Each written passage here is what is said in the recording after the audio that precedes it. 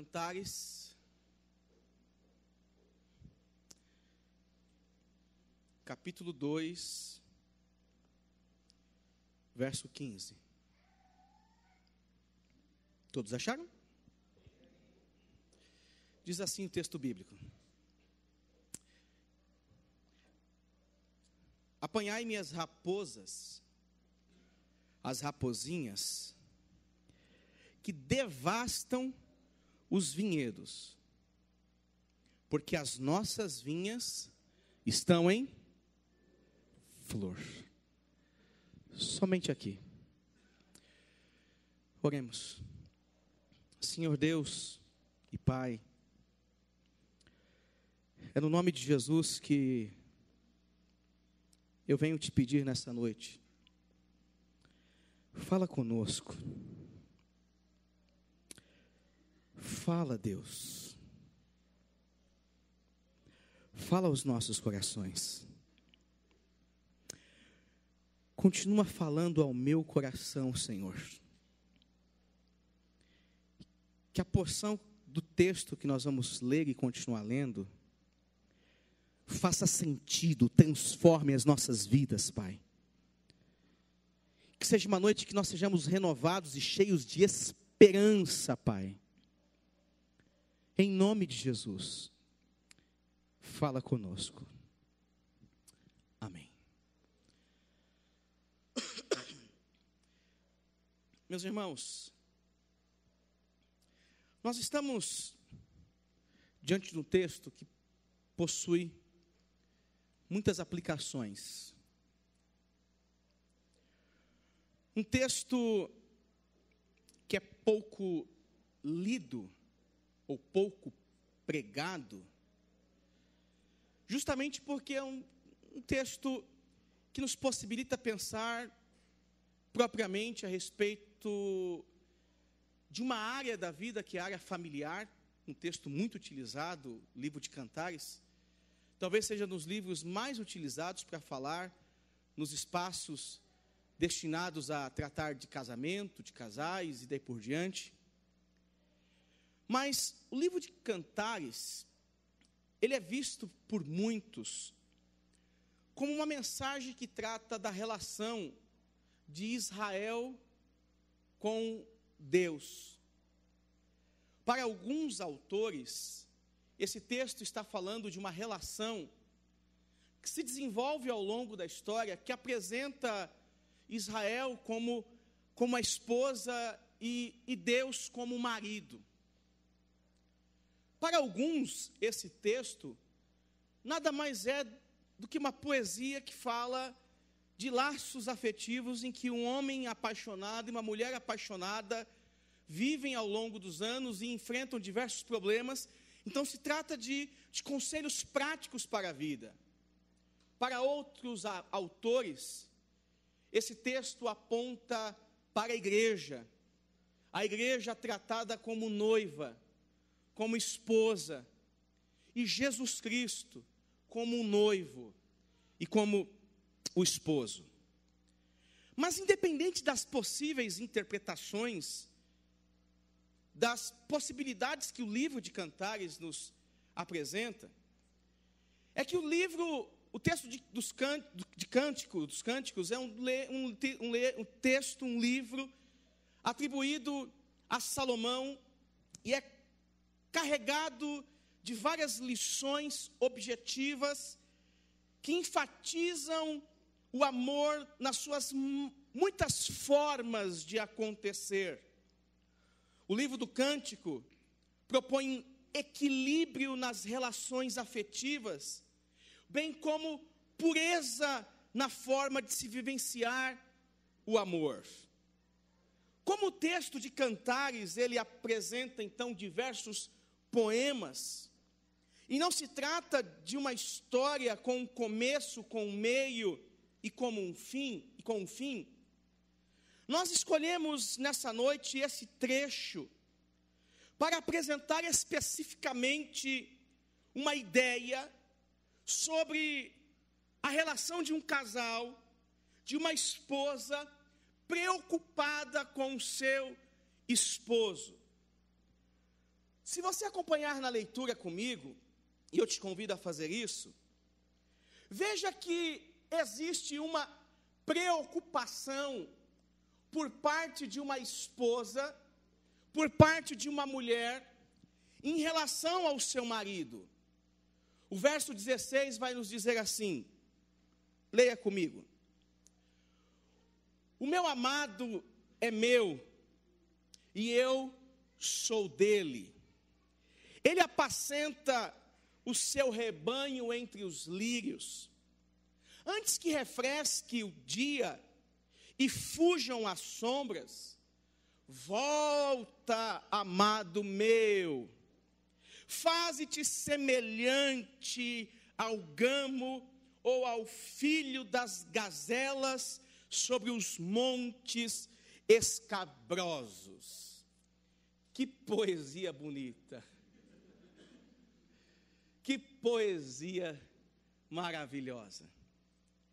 O apelo da poesia é justamente com que este homem, o noivo, o marido, ele que estava apacentando o rebanho entre os lírios, volte para casa antes que anoiteça. Mas por que a poesia de Cantares, dos versos 15 ao 17, enfatizam esse retorno para casa? Qual é a preocupação que está implícita aqui no texto? O que de fato podemos perceber quando esta poesia enfatiza o retorno urgente para casa? Parece-me que a esposa nessa poesia, a noiva, a mulher, enfim, ela está preocupada com o cair da noite. A esposa, ela reconhece o perigo de ficar longe de casa, e o marido, ao sentir o refresco das sombras, após um dia de trabalho cuidando do rebanho entre os lírios, parece que a poesia vai dizer que existe um problema que pode ser que ele enfrente ao cair da noite. E ela vai dizer: ó amado meu, retorne logo para casa. Volte logo para a casa após o dia intenso de trabalho. Após o dia castigante de trabalho. Marido, esposo, noivo, namorado, homem, volte para casa. Tome cuidado, para que a noite não chegue e você seja iludido com a tranquilidade proposta por ela, ficando cada vez mais longe de casa. Talvez seja isto que ela quer dizer: volte logo, porque tem um perigo à solta, rondando a nossa casa. Pode ser que pegue você, pode ser que destrua você, pode ser que nos destrua, e quando for tarde, a gente já foi destruído. O texto, então, ele está iniciando com uma preocupação. Preocupação porque ele vai dizer no verso 15, que esse casal está vivendo momentos de grande alegria, de grande fartura. Veja que o início diz: apanhai-me as raposas, as rapozinhas que devastam o vinhedo, porque as nossas vinhas estão em flor. Existe uma certa prosperidade e alegria na casa, sendo vivenciada por essa família, por este casal, e a ação que essa esposa está propondo é uma ação preventiva diante de problemas já conhecidos pelo casal, diante de problemas já experimentados por esta família. Por essa razão, que nessa noite, essa poesia que eu não quero aplicar somente à família e sim à vida, eu entendo que ela surge, ou surgiu a nós, como mensagem de Deus neste domingo, a fim de Deus falar conosco em relação a todas as áreas da vida. E eu não tenho dúvidas, Jesus quer falar ao teu coração. Jesus quer falar ao teu coração. Não acredito que talvez nessa noite eu vá me estender muito, mas isso não é uma promessa. Mas eu quero trazer algumas reflexões ou pensar em algumas coisas aqui com vocês sobre esse texto. Apanhai-me as raposas, as raposinhas, que devastam o vinhedo, porque as nossas vinhas estão em flor. Quais são as lições que esse texto pode nos oferecer? Primeiro, nunca subestime velhos problemas. Nunca subestime velhos problemas. Apanhai-me as raposas, as raposinhas que devastam o vinhedo. Meus irmãos, quando a poesia de Cantares sugere raposas e raposinhas destruindo esta vinha, se trata de um problema antigo, se trata de um problema já vivido por estes homens, que era tradicional naquele tempo. Primeiramente, nós devemos entender que raposa aqui no texto não se trata de um animal, até porque que animal que raposa gosta de uva? Raposa ela está fora do contexto aqui, comendo planta. Uma raposa vegetariana, ela está fora do contexto. Uma raposa vegetariana, suspeito eu que ela não está sofrendo de obesidade, ela não passou numa nutricionista. Raposa aqui nesse texto, mesmo que ela seja um animal selvagem, mesmo que ela seja um animal astuto, violento, destrutivo, ágil, no texto não se refere a um animal. Raposa e raposinhas era o nome dado a uma planta que parecia-se muito com a videira, que crescia ao lado da videira, porém somente um vinhateiro capaz, ágil, instruído, conseguia identificar se era de fato uma raposa ou uma raposinha. Raposa e raposinha aqui se refere a uma planta que parece vinha, mas não é. Raposa ou raposinha se trata de uma planta que tem todas as características de uma vinha, que cresce ao lado de uma vinha, que é árvore como a vinha, porém ela é uma maldição para toda a plantação. A poesia está surgindo aqui para justamente dizer que existem problemas que são velhos, que não podem ser subestimados. Existem situações velhas que não podem ser subestimadas. Meus irmãos, tem coisas que surgem na nossa vida, que já aconteceram lá atrás, mas surgem com uma roupagem bela, surge toda bonitinha, cheio de lacinhos, mas são verdadeiras tramas para destruir a vinha que representa a nossa vida, a nossa família, o nosso coração, a nossa existência. Me parece que esta poesia surge com um tom de alerta. Cuidado com as raposas ou raposinhas, com aquilo que só parece, mas não é. Com aquilo que só parece, mas não é. Quando eu penso nesse texto, e eu penso nas vezes que nós damos brecha para sermos enganados, surge um exemplo claro a respeito disso. Sansão. Lembram do poderoso Sansão?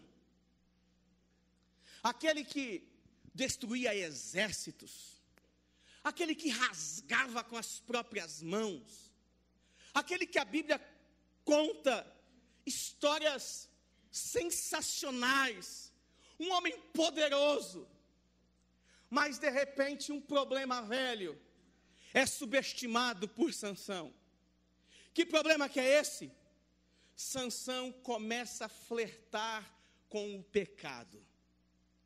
Surge na vida do Sansão a Dalila, com palavras doces, uma mulher agradável, uma mulher boa, uma mulher apaixonante, porque Sansão se lança nos braços de Dalila e vai ouvir as palavras dela e deixar ser levado por elas ao ponto dele começar a brincar com a Dalila. Juízes capítulo 16, versículo de número 15, vai dizer que Sansão brinca com Dalila numa terceira vez. Numa primeira vez ele faz uma piadinha de mau gosto sobre a fonte do seu poder. Numa segunda vez ele faz de novo uma piadinha de mau gosto a respeito da fonte do seu poder. Amarre-me com cordas, porque uma vez amarrado com cordas, se os meus inimigos vierem contra mim, eles vão acabar comigo. Mas chega o dia que o capítulo 16 de Juízes, verso de número 15, vai nos dizer assim: então Dalila disse: como é que você diz que me ama, se não está comigo o teu coração? Eu fico imaginando, nessa imagem, a Bíblia, ela sempre apresenta imagens, e muitos textos, de fato, são interessantes e refletem a realidade dos dias de hoje. Quantos jovens já não ouviram essa expressão? Por exemplo, e aqui, desculpe-me se eu vou falar de um tema que às vezes é tabu dentro das igrejas, mas aqui eu não tenho problema nenhum de falar de algumas coisas, principalmente naquilo que destrói as famílias ou destrói as vidas. Quantas vezes meninas já não ouviram de moços: se você verdadeiramente me ama, ou de fato me ama, então por que você não faz sexo comigo? Quantas mulheres já não ouviram isso? Quantas mulheres jovens, novas, já não ouviram isso? E eu estou vendo aqui essa cena ao contrário. Dalila chegando para Sansão e falando: me dá uma prova então que você me ama, Sansão. Me dá uma prova que você me ama. E Sansão vai brincando. Até que chega um momento que ele vai dizer, Dalila vai dizer: se você de fato me amasse, e se o seu coração estivesse comigo, Sansão, você me diria realmente qual é o teu segredo. Olha só o verso 15, quem quiser acompanhar. Já 3 vezes zombastes de mim, e ainda não me declaraste em que consiste a tua grande força, importunando ela todos os dias com suas palavras e molestando ele. Apoderou-se da alma dele uma impaciência de matar. Descobriu-lhe o coração e lhe disse, Sansão dizendo: nunca subiu navalha a minha cabeça, porque sou nazireu de Deus, desde o ventre da minha mãe. Se vier a ser rapada, e se há de mim a minha força, me enfraquecerei, e serei como qualquer outro homem.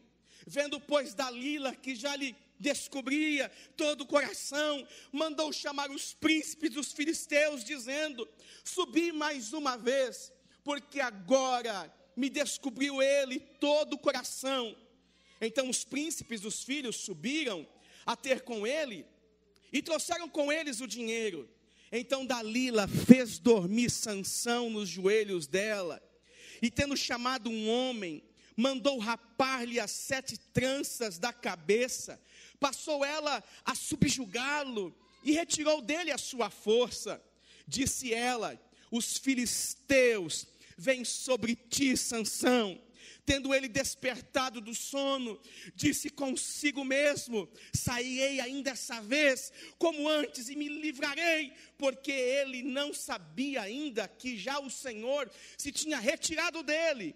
Então os filisteus pegaram ele, e vazaram os seus olhos, e fizeram descer de Gaza, amarraram com 2 cadeias de bronze, e virava um moinho no cárcere. Vejam as consequências de flertar com problemas antigos. Ou seja, não subestime aquilo que já destruiu e derrotou milhares, centenas de pessoas. Existem problemas que surgem na humanidade que nós não podemos bater no peito e dizer: olha, vem para cima de mim porque eu sou forte, vem para cima de mim, capetão, que eu vou para cima de você, vem para cima de mim. Às vezes nós achamos que podemos superar certas coisas na vida e dizemos: comigo, nunca. Comigo, nunca acontecerá tal mal. Não subestime problemas antigos. Você que me escuta aqui nesta noite, e lá atrás na sua vida você teve certos problemas, antes de se converter, antes de se tornar um cristão, por favor, interprete isso da melhor maneira possível. Não flerte com o pecado. Tem coisa que você não consegue dizer não. Tem coisa que você não consegue dizer não. Tem certas coisas que para você de fato será pecado e ponto final. Meu irmão, eu conheço pessoas que flertaram com o pecado e hoje vivem em completa destruição.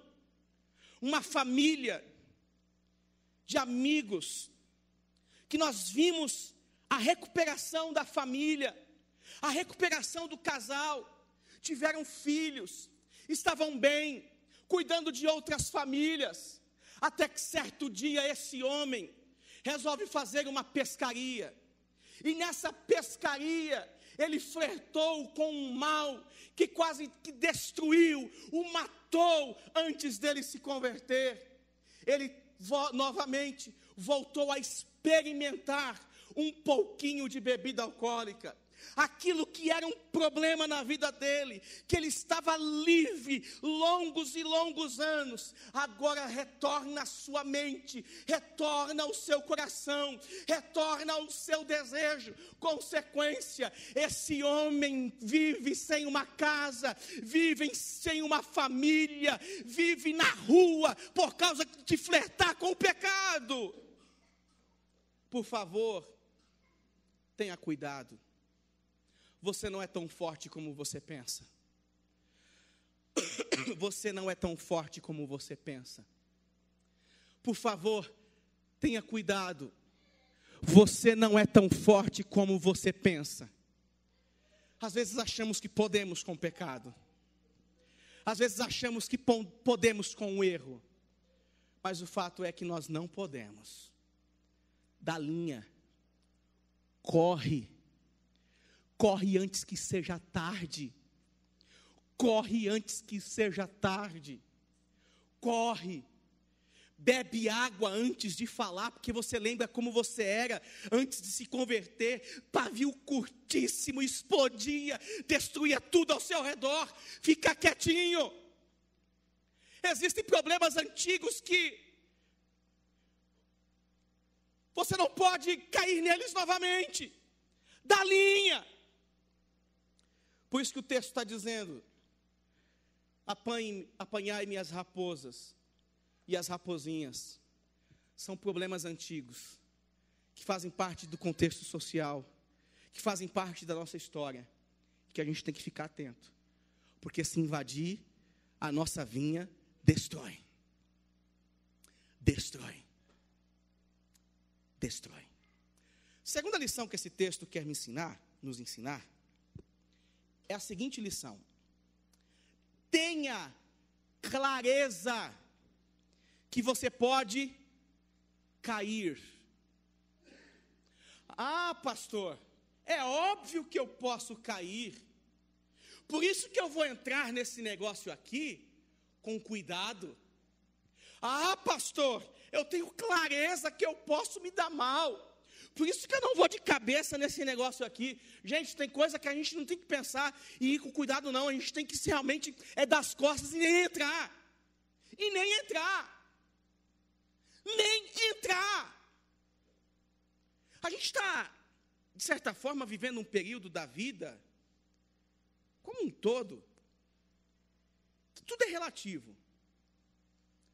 A relatividade, ela faz parte do avanço da sociedade. Existem coisas no passado que eram tão rígidas. O mundo era tão rígido que não tinha muitas opções. Minha mãe me ensinou assim, logo eu vou fazer assim. Lembra disso? Lembra quando você levava um tapão na boca só por dizer na casa dos outros? Isso, oh meu Deus, eu lembro como se fosse hoje. Alguém manda esse link para minha mãe? Outro dia ela disse assim: Fernando, eu conversava antes de te bater. Eu falei assim: eu não lembro disso, quem apanhava era eu. Eu lembro de você conversar depois, da surra, da marca.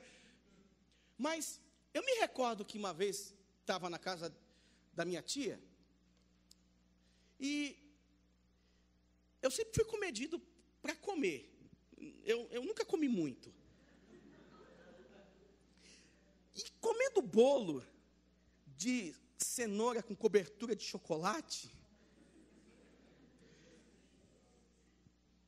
Oh, Senhor. Minha mãe, até perdi o fio, onde eu estava, Senhor? Me ajuda. Eu virei para minha tia e disse assim: eu quero mais. Minha mãe deu aquela olhada. Eu queria mais, tia. Eu queria mais. Porque eu tinha que pedir para minha mãe. Eu tinha que ter educação, pedir para minha mãe.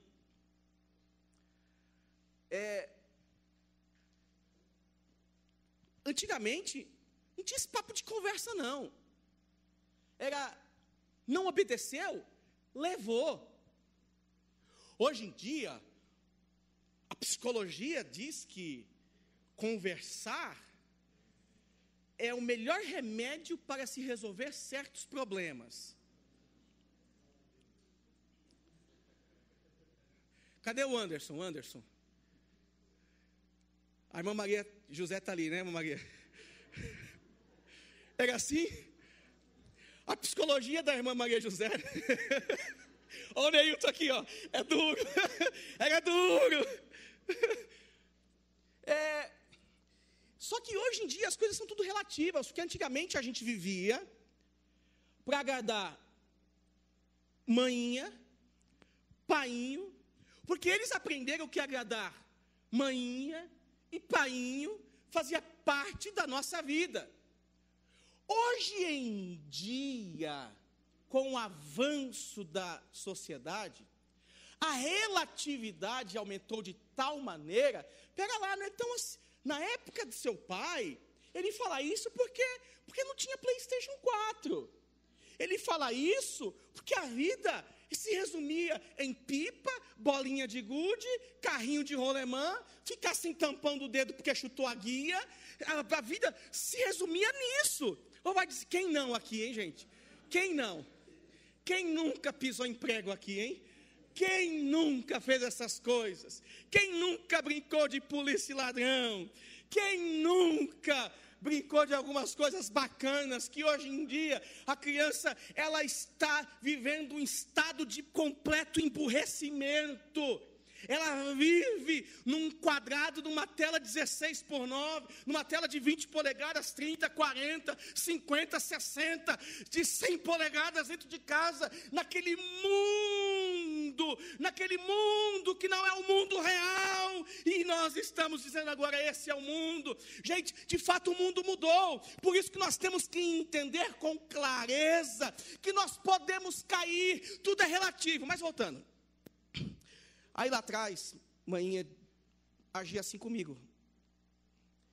E eu entendia que eu precisava respeitar ela. Eu entendia que eu precisava respeitar ela. Assim era você. Os mais velhos aqui, então, fala a verdade. Era assim, não era? Era dessa maneira. Dessa maneira. E não obedecer significava surra na certa. Hoje em dia, não obedecer não significa mais surra na certa. Significa papo, conversa. E a relatividade faz com que a vida cristã entre pelo mesmo caminho. Não levar uma vida de obediência não traz consequências. Não traz consequências. Gente, nós somos de um período, a igreja já viveu um período que ter televisão em casa era pecado. Isso aqui, ó. Era pecado. Quantos? Irmã Leia, você lembra disso?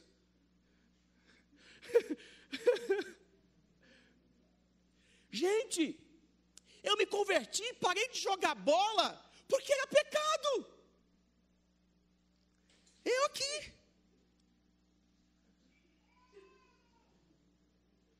Eu não sei qual é a graça. Era pecado. Não sei se era pecado eu jogando. Tem coisas que no passado era pecado. Hoje em dia, já existem livros dizendo que não é mais pecado a masturbação. Já tem livros hoje dizendo, livros de aconselhamento, que aí, nesse ponto, eu discordo completamente desses autores que afirmam isso, que não é pecado mais você ter certos prazeres com pornografia, faz parte da sociedade. Gente, tenha clareza que você pode cair. Só que você precisa ter clareza do que é bom e do que é ruim, do que é certo e do que é errado, do que pode e do que não pode. Quantos casamentos não são destruídos porque eles não têm clareza do que pode levá-los à destruição? Quantos jovens são destruídos porque não têm clareza do que pode levar à destruição? Quantos? Quanta gente não vive assim? A tua falta de religiosidade pode te levar à destruição. Porque a gente vive o inverso hoje. No excesso da liberdade. Eu posso todas as coisas. Eu posso fazer o que eu quiser da minha vida cristã. Eu posso fazer o que quiser da minha fé. Eu posso fazer o que eu bem entender. E as pessoas vivem hoje miseravelmente. Vou dar um exemplo sobre consciência de que nós podemos cair. Vocês lembram daquele episódio do Gideão? Quando você fala de Gideão, logo você pensa no quê? No quê? Um homem que venceu uma batalha com 300 homens, não é? Um homem que venceu um exército de mais de 30 mil pessoas, e ele com quantos homens? 300 homens. Que comandante, que general, escolhido por Deus. O Senhor apareceu para ele, estava fazendo tudo certinho, mais ou menos, tudo certinho. Aí de repente o povo falou assim: ô comandante Wagner, você é tão bom. Rogério, você é o cara. Queremos que você se torne rei. Não, rei não. Não quero rei. Faz o seguinte, vamos pegar o ouro de todo mundo aqui.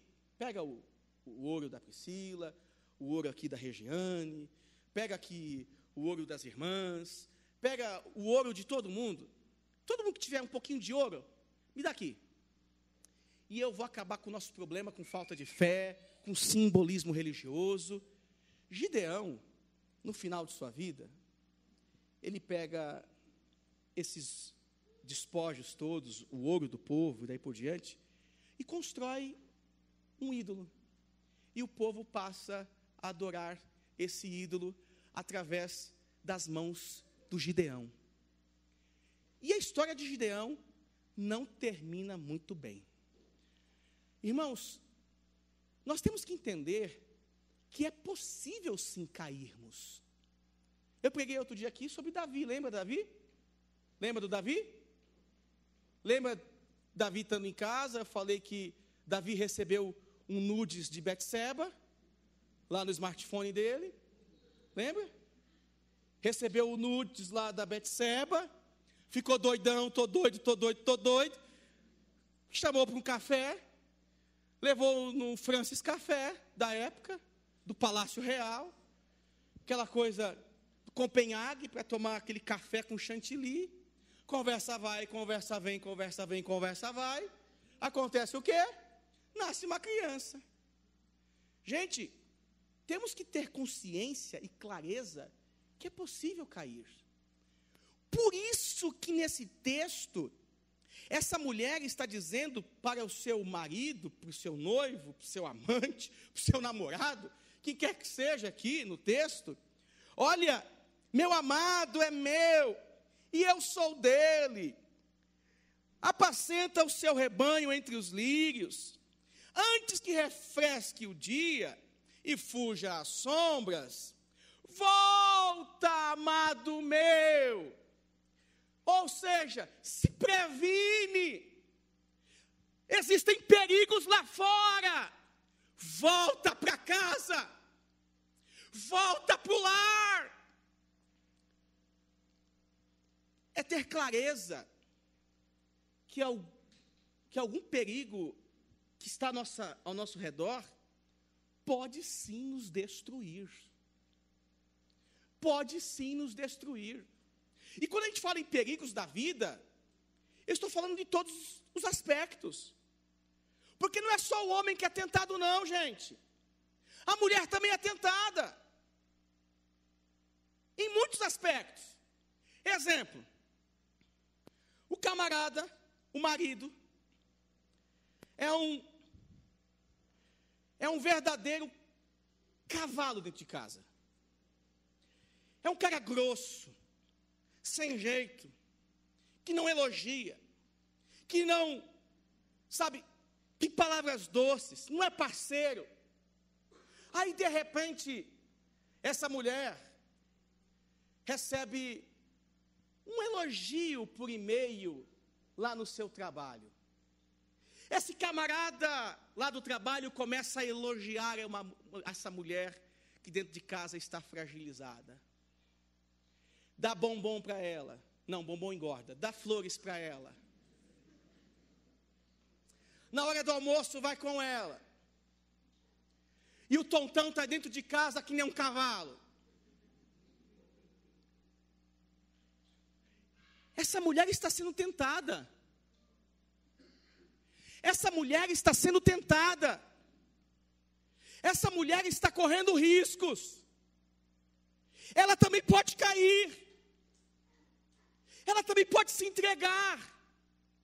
Há palavras doces e suaves que chegam até os ouvidos. Porque foi dessa forma você, homem, que enganou essa mulher que está do seu lado. Foi assim, Wagner, que você enganou a Roberta. Foi assim, Renê, que você enganou a Nancy com palavras doces e suaves. Ela caiu no seu... Denilson, foi assim, Denilson. Foi assim, Denilson. Foi assim. Tem alguns homens aqui, gente, que olha, só foi com palavras doces, porque ô bicho feio. Ô bicho feio. Ô bicho feio. Sabe, a gente tem que ter clareza. E o que nós temos que fazer? Mulher, da linha, volta para casa. Volta para casa. E voltar para casa aqui também se refere à questão igreja. Você está na vida, recebendo palavras doces e suaves, desse sistema maluco, desse sistema consumista, desse sistema que nos devora, desse sistema que impõe que se você é só feliz, se você tiver o mais novo, se você tiver o próximo, se você tiver aquilo que está por vir. A gente é enganado por essas mensagens. A gente pode cair. A gente pode cair. Gente, entenda uma coisa. Essa mulher está dizendo para o seu marido: o meu amado é meu e eu sou dele. Mas volta para casa. Volta para o seu lar. Eu posso dizer em relação à igreja: volta para a sua casa. Volta para a igreja. Volta a ter uma vida cristã. Volta a ter uma vida devocional. Volta a ter uma relação com Deus. Volta a orar. Volta a se apaixonar por essa palavra. Volta, permita novamente que o Espírito Santo aqueça o seu coração. Apenas com simples versos, com simples canções dentro da igreja. Permita novamente o Espírito Santo ter sentido na tua vida. Permita novamente Jesus ter grande significado na tua vida. Volta para casa. Volta para casa. Terceiro e último, volte logo para casa, antes que a noite chegue. É isso que a esposa está dizendo para esse marido. E meu conselho para você nessa noite é muito simples: não fique fora, não fique distante do Evangelho, não se ausente da presença de Jesus, porque pode ser que as raposas e as raposinhas estejam te pregando uma grande peça e destruindo toda a sua vinha. Elas parecem vinha, mas não são. Elas podem estar te destruindo. Esse é o conselho dessa mulher desesperada, para que seu marido volte para casa. E aqui o meu conselho nessa noite para você é: abra os seus ouvidos, e ao voltar para casa, não permita que o diabo continue se andando com a tua vida. Dê um basta na ação de Satanás na sua vida.